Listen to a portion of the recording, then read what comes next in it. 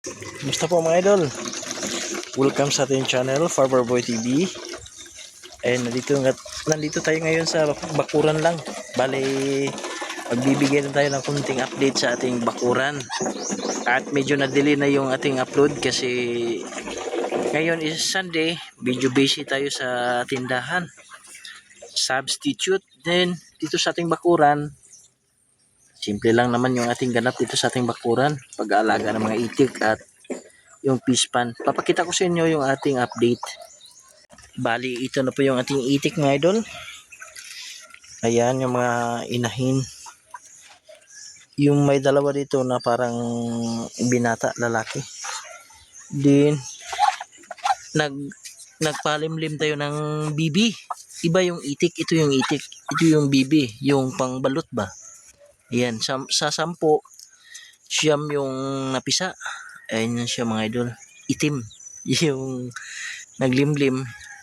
Yung itik. Color whites. Ayan siya mga idol. Cute. Nag-alaga ako niyan mga idol kasi maganda yung bibi. Kasi araw-araw ng itlog pa kapag maganda yung pinapakain natin. Yung pinapatuka ba. Soon, kung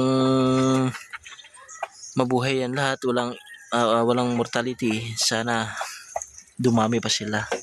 Paparamihin natin yan mga idol sa awa ng ating Panginoon.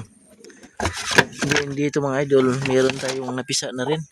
Sa 10 na pinapisa natin, pinalimliman natin ng manok, 5 lang yung nabuhay.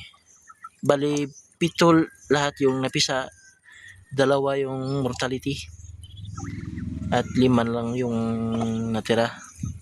Meron pa rin tayo naglilimlim doon sa baba. At dito mga idol, meron din nag-iitlog sila. Ayan o. Marami yan. Ayan, sa tubig marami. Ayan. Tapos dito sa ating fish pan.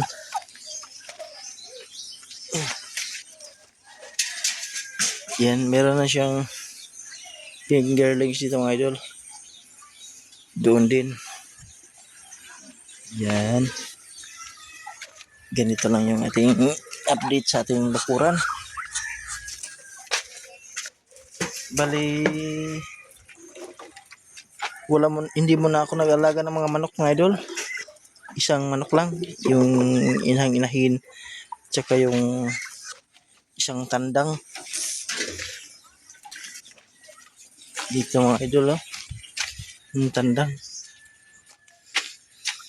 Yung bakuran namin, makalat.